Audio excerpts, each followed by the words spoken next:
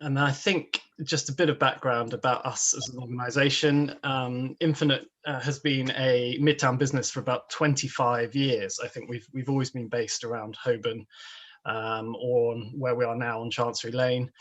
Over that time, we've grown to become international and now have offices in New York, Chicago, and San Francisco. And our service offering really spans the whole remit of communications, specializing in PR, content and campaigns, and, as I said, crisis and litigation, where I focus.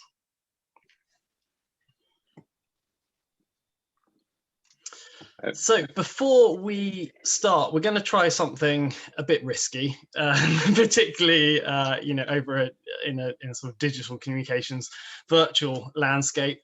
But we wanted to see if we could get some thoughts from the audience before we started. Some of you may be familiar with Zoom polls.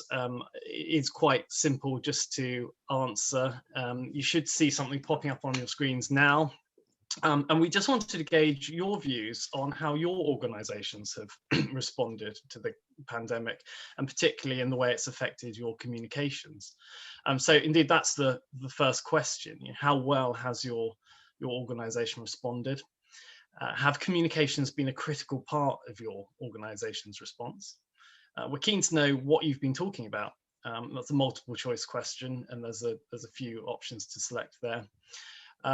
Also very interested to know whether you think your organisation's reputation has improved or suffered as a result of the pandemic, and indeed the way you've responded to it. Also, do you believe your organisation is sufficiently prepared to address future reputational issues? Has the pandemic improved your response, and indeed your planning? Do you feel more confident as an organisation? So thank you to the people who are contributing to this right now. I can see it's working better than I confess I thought it would, so that's really helpful.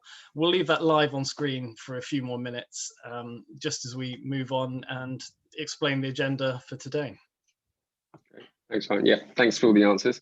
We're going to keep that up for another 10-20 seconds or so, but essentially today we're here to talk about comms lessons from the past year and a half from the pandemic. An extra bit as we go through. We'd love to hear your sort of questions and thoughts. If there are answers to any of the questions, the poll that aren't one of the multiple choice, for example, hold on to that and let's bring it up as we go through. But if possible, please use the chat function to ask any questions, and we'll pick all these up at the end.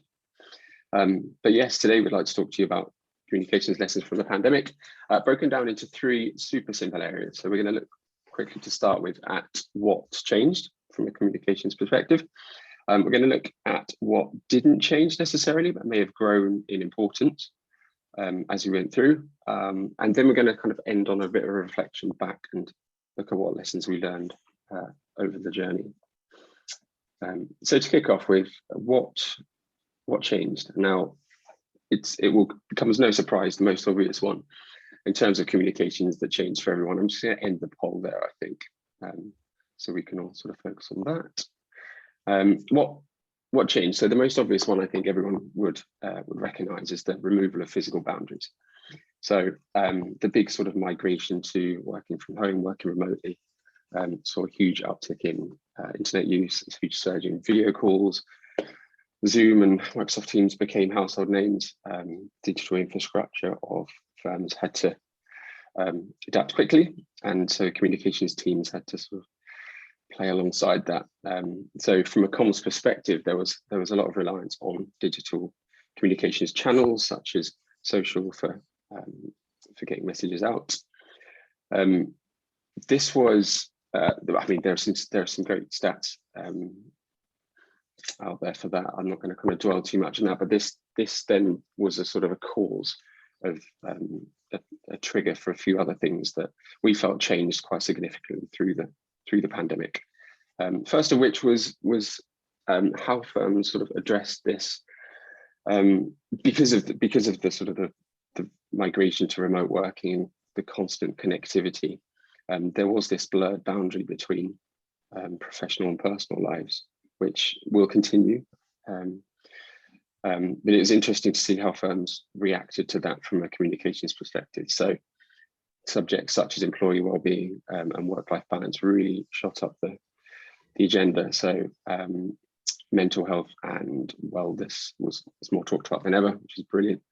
But not just from a sort of an internal perspective, very much from an external sort of clients, employees, potential employees and prospects, all really care about a firm's attitude and commitment to these things. So the communication around these subjects is super, super important.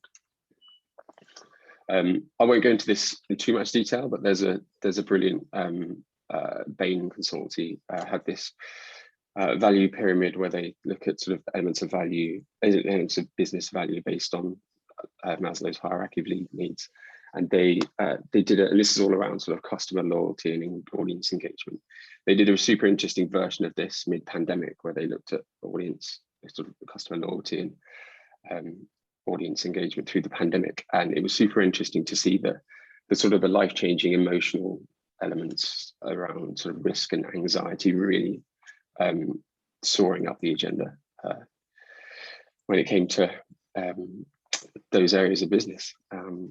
So when we share this after, we'll provide all the links. So you can have a look at this sort of stuff after, if you wish. A third fact that really sort of changed throughout the pandemic was the ongoing and the sort of increased scrutiny of broader societal impact of businesses. The term stakeholder capitalism is one that we use. In fact, Ryan uses quite a lot, actually. Yeah, I think clearly the pandemic has accelerated the move away from shareholder primacy and towards this concept of stakeholder capitalism. And with that comes greater recognition of the value that brand and reputation contributes to a business, and it's increasingly critical to its success. And we've seen that just go. There's been a quantum leap in the last year on just how important that is. Certainly from my perspective, and from the clients we've been advising, the positioning on this and the engagement on the surrounding issues absolutely can't be window dressing. From a reputational perspective, that brand authenticity is absolutely key.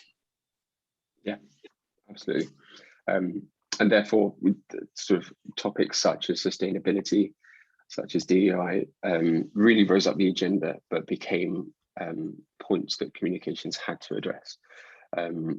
Especially sort of, so there are some, again, there are a plethora of stats out there around sort of the increase in the need for focus on sustainability. But I think there's some good stats from the last year's ethical consumer markets report. The one on the right there gets me every time, the fact that in the UK, ethical spending doubled. That's pretty huge. And this isn't just sort of consumer stuff. This is service businesses as well. So audiences and consumers really are caring more and more about a brand's approach to broader societal issues above sort of price and product.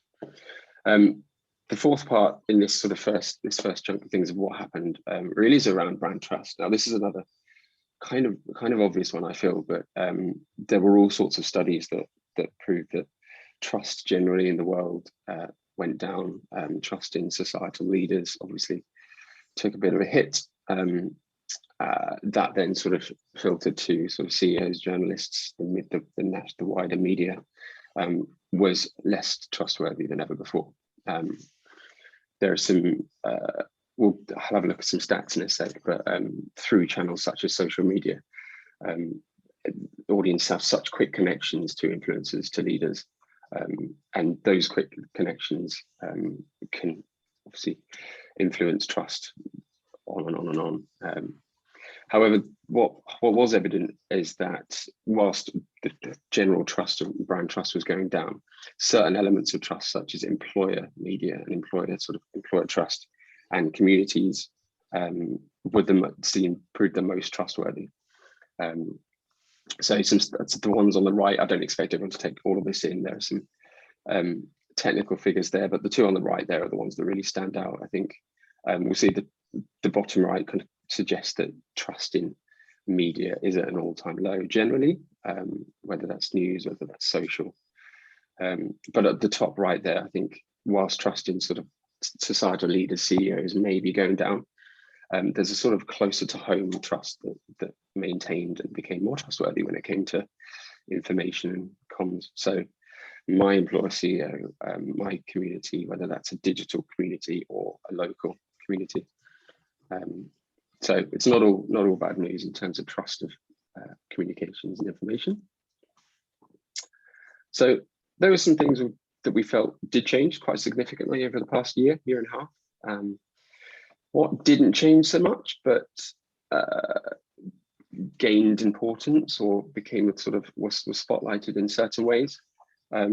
First of all, I think one that I sort of preach with clients quite a lot is just the need for a brand purpose, the need to stand for something. Now, not directly involved, not directly related to the pandemic itself, but one that we saw sort of spotlighted as a result of the pandemic, with firms coming out and sort of evidencing their purpose.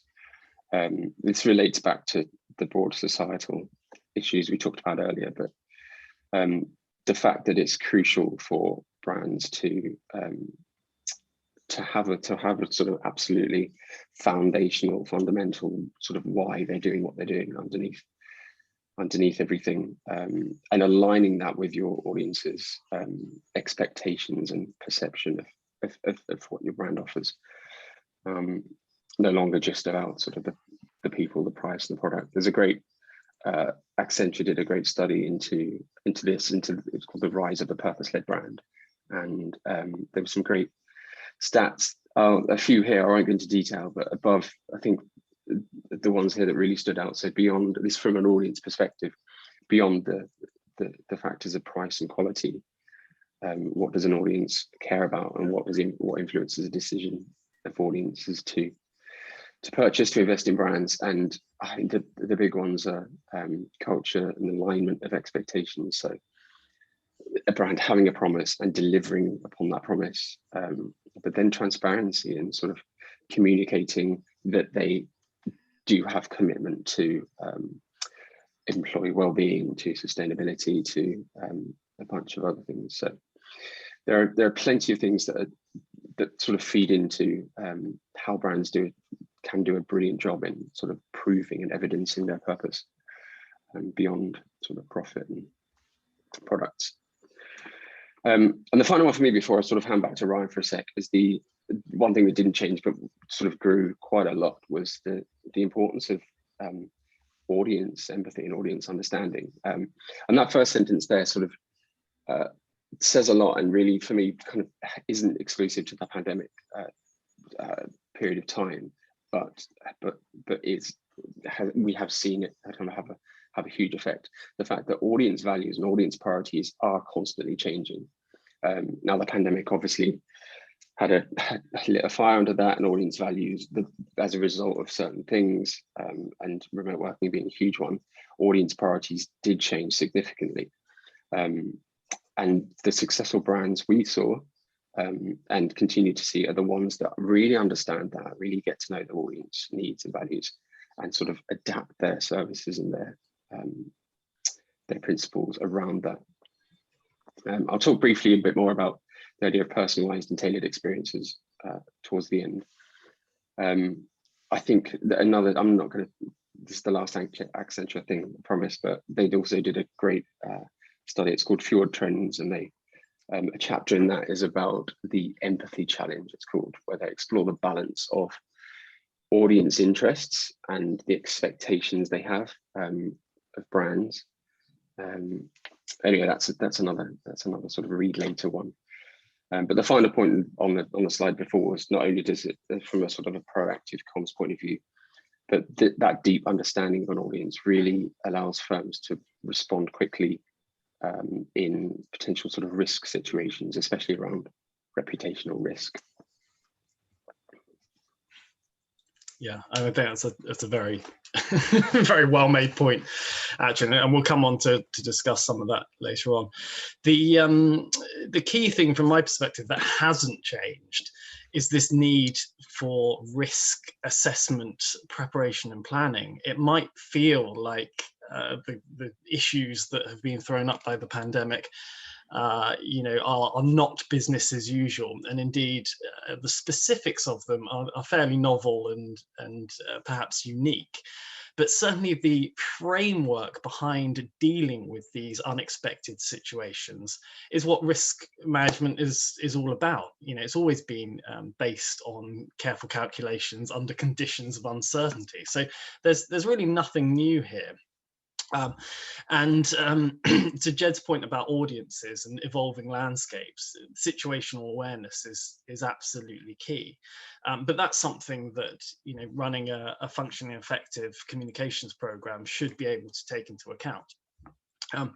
But for the benefit of today, I thought it was useful to dwell on two streams of activity that we are focusing on with our clients at this phase in the pandemic, certainly in the UK, as we move away from the pure reactive stage of things, but looking to the future and to focusing more on reflection and reorientation than purely just keeping the business going, being resilient and recovering to the best of our ability. And on the next slide, Jed, if you'd be so kind, this is our sort of model that we've been working with clients on. And you can see on the left, we moved from the old normal through to the reaction and response phase, the real sort of what do we do now crisis piece, and into phase two, as I say, this resilience and recovery piece. How do we deal with the redundancies, restructuring, problems with the bottom line and growth, making sure our corporate narrative is still fit for purpose, managing any litigation risk that could be being faced right now or further down the line. And as Jed was talking about earlier, this employee engagement and morale piece, which is so important. But then simultaneously with that, looking at the evolved landscape and the changed expectations on businesses, the new dimensions of risk that are out there in this constantly evolving landscape, and the changes in the way we work, and how some of the old models are now perhaps not fit for purpose in the way they were before. So in terms of other things that haven't changed is having a robust program behind this thinking to deliver the communications that you need to deliver as an organization. And there's some fundamental guiding principles to any successful campaign. You need to stay alert. You need to be aware of the climate around you and the challenges you're facing from a reputational point of view on a daily, weekly, monthly basis. It is always changing. That's not to say you can't plan. Some of these things aren't necessarily entirely unexpected, and a good program will anticipate them and have plans in place. And that's, again, part of the story, of there being nothing new here. A good communications program will plan for the unexpected to the extent that it can. We always advise our clients to build good media relationships in the good times, because your chances of getting a fair hearing in the bad times are much increased and can really help manage crisis situations. And again, thinking of, as Jed was saying, of the need for a story, the need for a brand narrative, it's always an opportunity to be proactive. If you've got something to say and a good story to say, you should be saying it. Burying your head in the sand is not the way to deal with this stuff. Yeah, absolutely. So a kind of a reflection back on those two sort of areas. Let's have a quick look at a few things that we may have learned from those. And I'm going to go right back to basics and back to sort of the first point we made about the big migration to remote working and the adoption of video calls. So I think the first thing everyone learned at this time last year, maybe before, was how to do a video call, right? What to do and equally what not to do. So when we sort of advise clients on things like this, whether it be just general presentation for sort of client meetings or recording of marketing content. There are some basic sort of best practice guidelines on the right there that we sort of generally advise for either kind of setting up meetings on Zoom and on video calls, or actually kind of presenting yourself. There are some really basic guidelines in terms of the sort of the photography side of things as well. So just a sort of a quick preview of the image there, but I'm happy to share that in more detail with anyone after if they wish. I think the sort of the bigger picture we talk about when it comes to this is not just presenting on video well and doing the fundamental things good, but it's sort of aligning a client's or your sort of projected experience videos and digital communications with other digital communications. So essentially ensuring the client has a similar experience on a phone call, on one video call, on another video call, and that your brand is sort of well reflected across these. But yeah, underlying that are the sort of the super simple elements of presentation, punctuality, preparation, and switching off any filters before you start, so you don't end up looking like a potato or a cat in the case of the US law case before. I won't go into too much detail on this, but this is what I was talking about, the wider perspective of aligning digital experiences. We did a study about this time last year that looked at the alignment of experiences sort of from video, from websites, so how clients experience a brand digitally. And I'm going to take a minute to talk about this, because this has sort of this kind of rhetoric does continue as we come out of the pandemic. So firms that describe themselves as very sort of client-centric, client-first, relationship-oriented, put so much effort into a client's sort of physical, perhaps, and environmental experience of a business, of a brand. So your office atmosphere, one-to-one meetings in person, so much effort goes into this, making it sort of relevant, absolutely top quality, and unique to that client.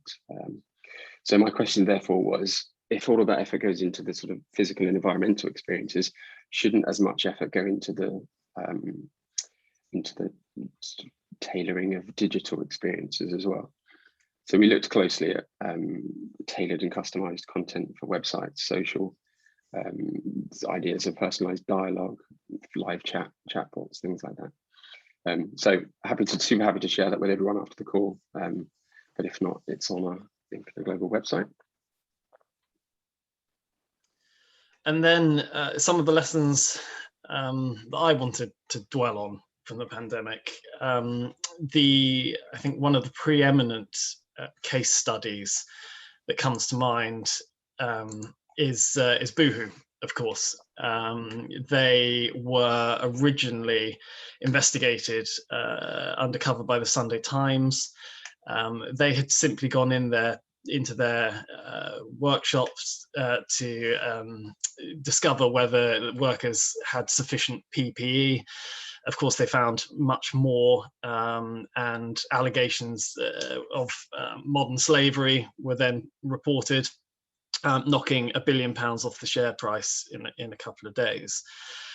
So the pandemic really has unveiled and uncovered issues that are far beyond it itself.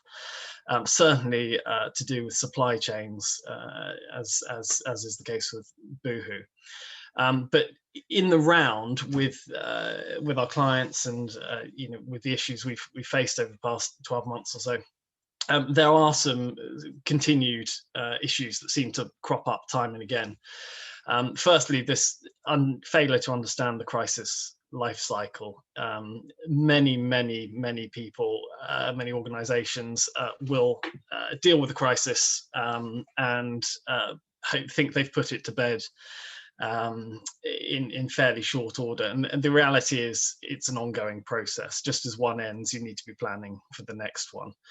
And some of the shortcomings this time around are simply because crisis plans have not been kept up to date, training hasn't been kept up to date. And moving on to the next point here, the operations of leadership teams have not always been as well tested as perhaps they could have been. And we've seen many examples of groupthink. Certainly diversity at board level, diversity in terms of your advisors and the people who are contributing to decision making within your organization has proven absolutely fundamental to effective response and mitigating reputational and indeed financial damage to businesses. Again, we come back to the situational awareness point. You've got to be aware of what's going on around you, whether it's specifically related to your organization or indeed an associated peer, or someone else in your industry.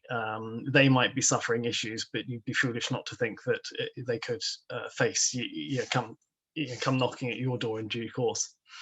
And this idea that a crisis isn't always, it can be an opportunity to, if you react in the right way and a constructive way, can actually be a brand building exercise. Because yes, something's gone wrong, but often the way you deal with it can either make it worse or make it much, much better. And a crisis dealt with swiftly, efficiently, with leadership, and in alignment with your core brand values, will go a long way to solving the problem, and having people think that you're a well-run organization. The other learning, I think, that's become really clear is just how important communications are to organizations, particularly in a digital and remote world, particularly because people need to be seen to be supporting their workforces, and particularly because organizations are now being asked by the public, by their stakeholders, to have a view on issues that they possibly have traditionally been uncomfortable addressing, but that they need to talk about now. And we did a survey with the non-executive directors association, apologies, just at the end of, I think it was about sort of August, September time. So we're after the first lockdown, and we're reflecting on how that's affected communications. And there's some really interesting findings there. That 7 out of 10 non-execs thought that communications was in fact the most important factor affecting board decision-making and board conversations. That 2/3 of non-execs have contributed more to discussions about reputational issues during the pandemic, and that 3/4 believe communications have been absolutely critical to the way they've responded to the pandemic. One of the other interesting learnings there was that only 30% of non-exec directors felt prepared to address the reputational risks, and not all of them felt particularly well qualified or supported.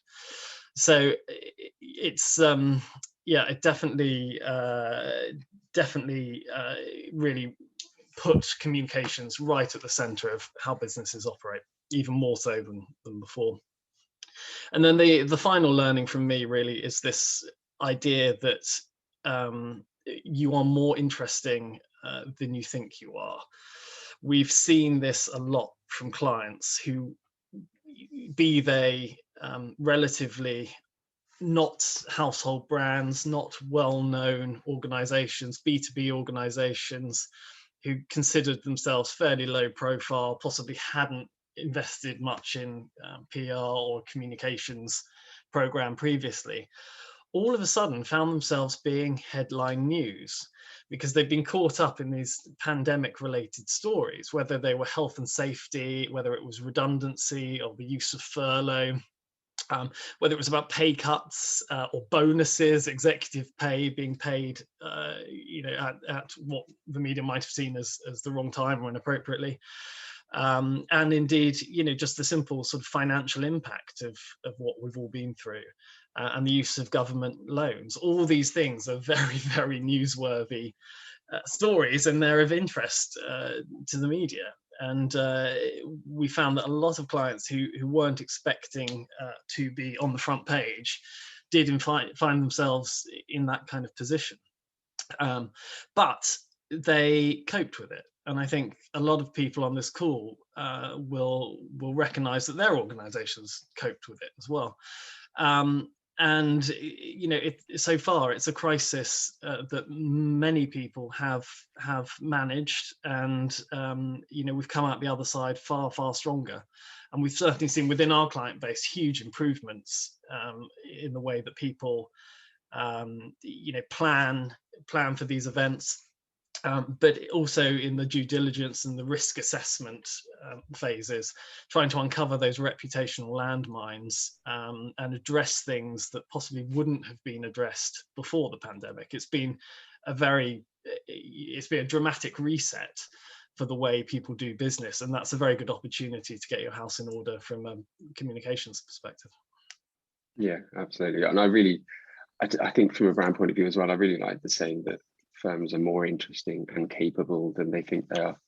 Kind of tying that back to some of the earlier purpose-based ideas around sustainability, around DEI, around employees' well-being. A question I get a lot from clients when it comes to those ideas is around sort of, what if we aren't doing as much as we want to be doing? What if we aren't doing as much as the competition, so we feel like we shouldn't go out and talk about it yet? And I mean, the answer is that you are more interesting. You think you are more capable of talking about these things than you think you are. I think it's, even if it begins with communicating progress, not huge changing decisions, even internally to begin with. Companies are more capable of sort of obviously there are ways to communicate things sensitively in appropriate ways that we help clients with, but they are more capable of doing so than they sometimes think. So on which note? Yeah, we're going to sort of tie up a bit there. Those were the sort of evenly padded sections, and sort of the reflection back on where we've been today. Well, I'm going to leave that on screen. I'm not going to go through everything again. That's just sort of a bit of a recap. But what I am going to do right now is just open up the polls again, and I'd like to just share the results. And I think it could be cool to have a quick look through these. So hopefully on your screens, you're now sort of seeing some results of these. So Ryan, let's have a quick look at these. But it's super interesting to see everyone on the call feels that communications have been and continue to be a huge part of the pandemic response. Absolutely. Yeah, I mean, clearly people are relatively positive about the way it's been handled. Yeah, responding quite well or very well. I mean, that's very good news. Again, I think it speaks to the responsible employer piece, communicating with your employees and addressing external issues successfully, which is good. No surprise, and very much in line with the previous research that we did with the non-execs.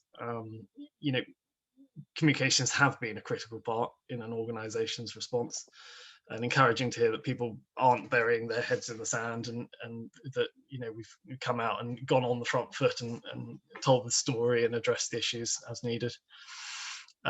Things we've been talking about, yes, clearly the client piece, absolutely fundamental. Business as usual, we're still here, and in fact we can probably help you even more than we were helping you before, because you've got new issues to be addressed. Employee well-being, no surprise that ranks highly. That's interesting. Yeah. Yeah, crisis and risk, interestingly. I mean, I guess maybe you're not talking about it publicly, but one would hope it's on the agenda in the background. Less, I mean, Jed, this is possibly one for you to comment on, being a completely digital ready business.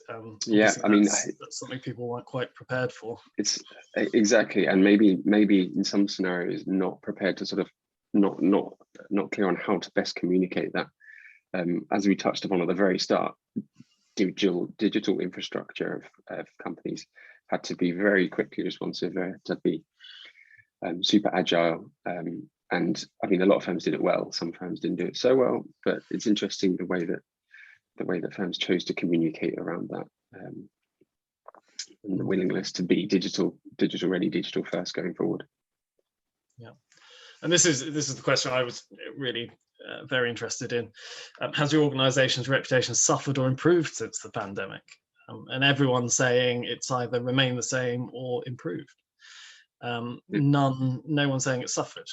So again, it speaks somewhat to the positive aspects of a crisis, in the sense that it's an opportunity to communicate successfully and improve your reputation, rather than it just being a problem that needs to be addressed. But clearly everyone on this call is working for very, very well-run, very successful organizations.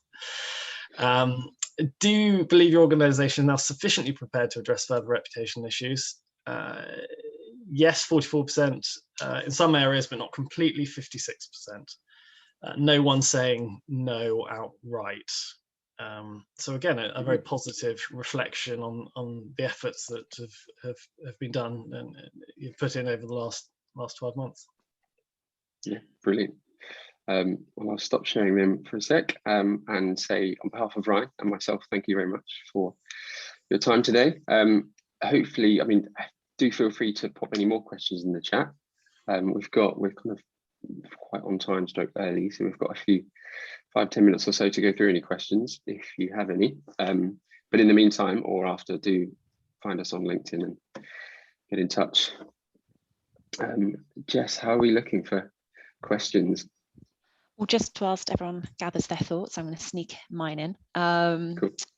But thank you so much for that. That was really interesting. Certainly a lot of food for thought. I thought your point about putting as much effort into digital experience as you would an in-person one was not something I'd thought about before, which of course is bonkers, you know, a year down the line, but there we are. I sort of was looking at your picture, trying to work out if I was ticking all the boxes of eyeline and, you know, bright color and so on. But sorry, so my first question is, you talk about brand purpose being something that's been important for some time, but then the changes, some of the societal issues have become increasingly important over the past year, and things like diversity and inclusion and sustainability and so on. And you know, if you're a business trying to figure out where to start, do you see any one of these issues as being more important to start communicating about than others, or just do your best to talk about all of them? I mean, I'll start with a sort of an overarching response to that, and I think it's all dependent on the purpose underneath the business, right, and the audience you're targeting, essentially. So understand the audience empathy point should end up in a firm completely understanding their audience and what they value, which as an exercise in itself should uncover the sorts of things that should be a priority to a firm when they communicate their purpose. So if a certain sort of consumer audience is very, very keen on ethical spending, on ethical banking, ethical insurance, whatever the thing is, if that's the sort of the core, most crucial priority for the audience, that then becomes the sort of the core focus of the purpose and the drive forward on that. But obviously it differs hugely from sector to sector, company to company. It's about sort of looking inwards and really understanding that audience for me. Yeah, with authenticity as well, you know, knowing who you are and what you've got to say. I mean, just talking about the issues for the sake of it will rarely make for successful communications. But aligning the issues that matter to you and to your brand to that communications campaign is clearly a fundamental piece of work that needs to happen before you start doing anything else. Have you seen the method of communicating change over the last year? or is that I mean, obviously I suppose I mean, in person yeah, so I that's mean, rather disappeared. No. I mean, from my perspective, it all boils down to the sort of the big and ongoing migration to digital channels, right? So, but I mean, that's even because the sort of the traditional media is still very much part of everyday communications. So, in a sense, no, the methods have evolved as they have been before, and as they have after, obviously, consumption via social media and sort of digital channels rather than physical other means has skyrocketed, because people are spending so much time online on the phones every day. So consumption of information and communications absolutely has changed, but the channels that firms use to communicate should again rely on where their audience is. It's around kind of hitting your audience where they are, as the saying.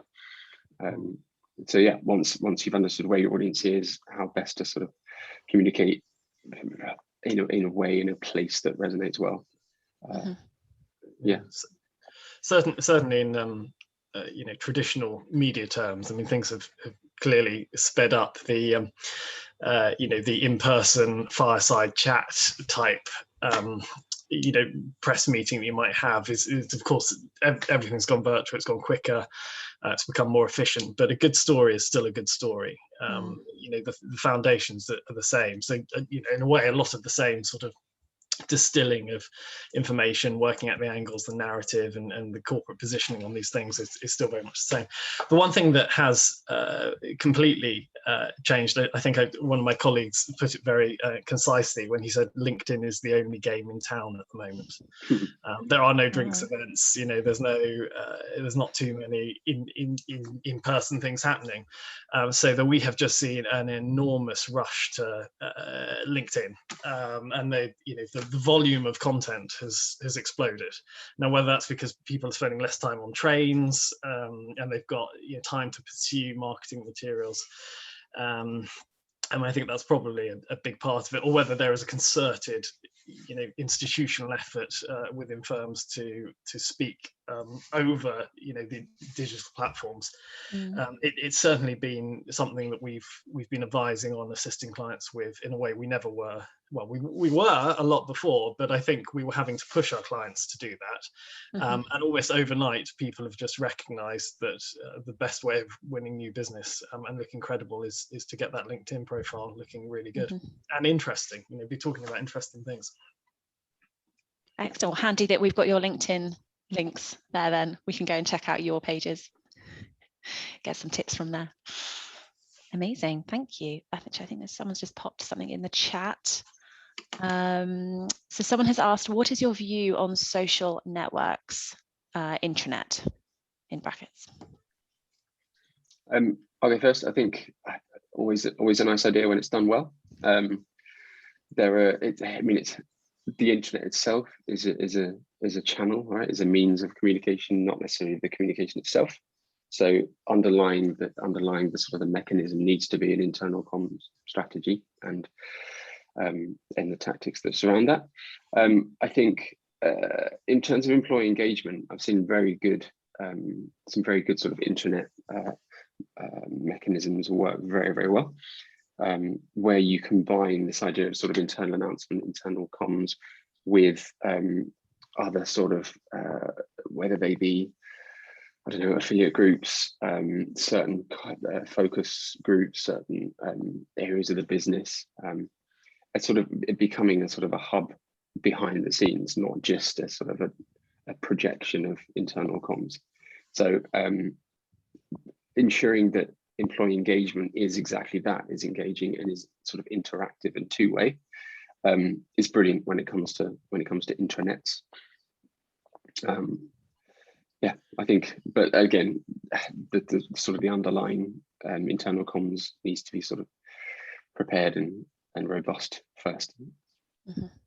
Well, I mean, to my mind, the complete proliferation of platforms for communication internally has been, there's a lot to handle there, whether it's use of the internet or using Teams, or you're using other instant chat mechanisms, and I think a lot of organizations have had to evolve their operational structure fundamentally over the last year. I mean, certainly we've had to review everything, the way we worked before, and move forward, because everyone else will be the same. And it raises challenging issues about what platforms to use to communicate what, and as Jed says, make sure there's engagement and understanding, and in fact a feedback mechanism, so people feel listened to in a world where they can't just go and knock on a colleague's door. And we all sort of miss that day-to-day interaction. How is it that the digital systems can assist us in replacing that, and ticking some of the boxes that we're not able to do remotely? Great, thank you. Another question that's come through: the rush to social media direct to audience content has created a lot of noise. How do you cut through it? Does or can traditional media coverage play a role in that? 100%. The reason we do what we do is because of the value of third-party endorsement when it comes to both the proactive side of things. That quote in the FT, of course it's valuable to your brand, it's incredibly valuable, and posting that on LinkedIn will likely get far more interest than some of the other stuff that you might have you might have written an article, it might have taken you 2 weeks and no one's going to read it, but you're endorsed by that third-party brand. They've chosen to speak to you, they've chosen to get your viewpoint. Of course it matters. So the other side to that really is of course that increased profile being a risk in itself. Makes you more available as a brand for criticism, investigation, and oversight.